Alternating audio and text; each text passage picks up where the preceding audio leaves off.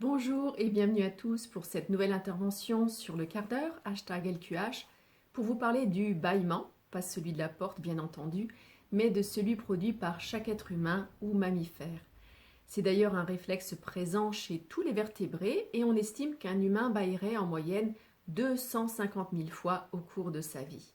Je m'appelle Anne Leroy, j'exerce en tant que coach, praticienne et formatrice EFT en Alsace, à Nidernais, près d'Aubernais, et j'accompagne les personnes en quête d'évolution dans leur vie privée et professionnelle, que ce soit par le biais de séances individuelles ou d'activités en groupe.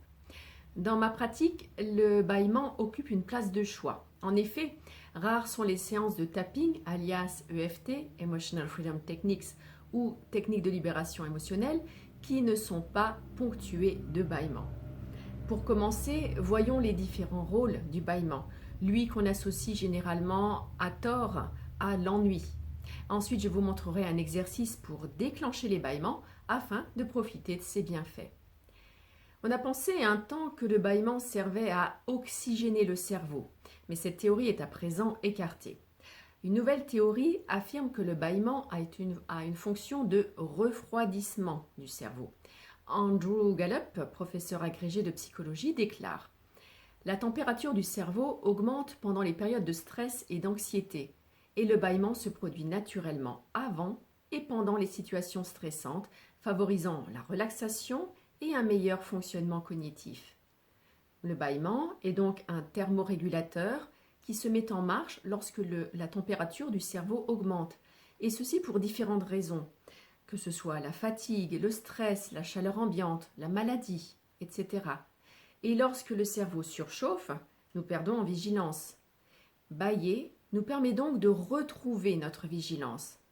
Sur un plan scientifique, on explique cela par le fait que bâiller augmente le flux du sang artériel et permet un flux de sang plus frais vers le cerveau.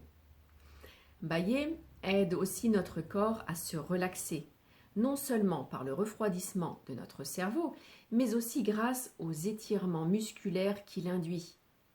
En effet, en bâillant, outre les muscles de la bouche qui s'activent pour ouvrir celle-ci, ce sont tous les muscles du visage qui sont sollicités, provoquant au passage des larmes du fait de la compression des canaux lacrymaux, et même les muscles du corps lorsque les bâillements sont accompagnés d'étirements. C'est donc une méthode efficace pour nous détendre et libérer les tensions. Cette association bâillement-étirement s'appelle la pendiculation et les animaux le font très souvent. Autre effet physique du bâillement. Le pharynx peut quadrupler son diamètre par rapport au repos et le larynx s'ouvre, permettant ainsi l'ouverture des cordes vocales. Le bâillement agit aussi comme un signal nous informant qu'il est temps de dormir ou de manger, ou bien de bouger ou de changer d'activité. C'est peut-être cela qui a amené à le réduire à un signe d'ennui. Je vais vous parler également du bâillement pendant la pratique de l'EFT ou du tapping intentionnel.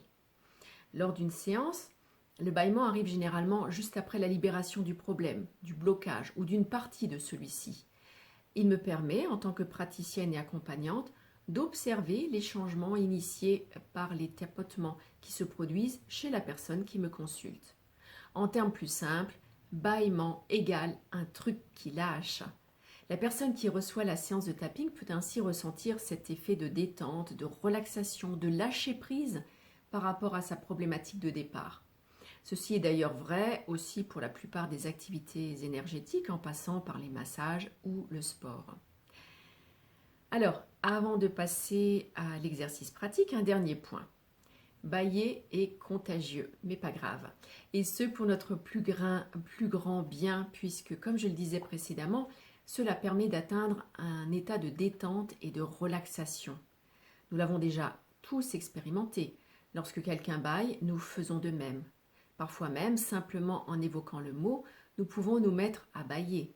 D'ailleurs, j'ai bien bâillé en préparant mon intervention d'aujourd'hui, alors que je sortais d'une parfaite nuit de sommeil.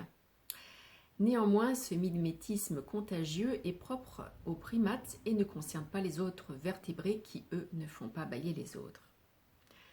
Alors, au vu des bienfaits du bâillement, passons à présent à un exercice pratique. Comme il est recommandé de bâiller, voyons comment provoquer ces fameux bâillements au cours de la journée, à chaque fois que l'on se sent trop stressé, tendu ou fatigué. Cet exercice fait partie des mouvements du brain gym, dans la kinésiologie éducative, et est aussi utilisé en cours de chant ou de yoga, entre autres. Alors le voici. Il va s'agir de poser 2 doigts sur l'articulation de la mâchoire, donc l'articulation temporomandibulaire de chaque côté. Pour la trouver, vous pouvez ouvrir et fermer la bouche afin de sentir cette zone qui bouge. On sent l'os qui sort, l'os de l'articulation. Alors une fois que vous êtes sur l'articulation, vous laissez descendre votre mâchoire, donc vous ouvrez votre bouche et vous allez masser cette zone. Et en massant cette zone, vous allez sentir qu'un bâillement arrive. Alors lorsque le bâillement arrive, eh bien accueillez-le et profitez de ses bienfaits. Vous pouvez le faire pendant une petite minute par exemple, et laisser venir tous les bâillements qui viennent, les accueillir pleinement pour profiter des bienfaits du bâillement. En conclusion, le bâillement est un réflexe qui n'a pas son pareil pour nous détendre et libérer les tensions. Et même s'il est mal vu en public, il est bénéfique et il est impossible à retenir. Si vous ne bâillez pas spontanément, faites l'exercice que je viens de vous proposer et observez les changements que cela vous apporte. Voilà, pour le prochain rendez-vous bien-être du quart d'heure, je vous retrouve le lundi 15 novembre à 13 h. Merci pour votre écoute et à bientôt.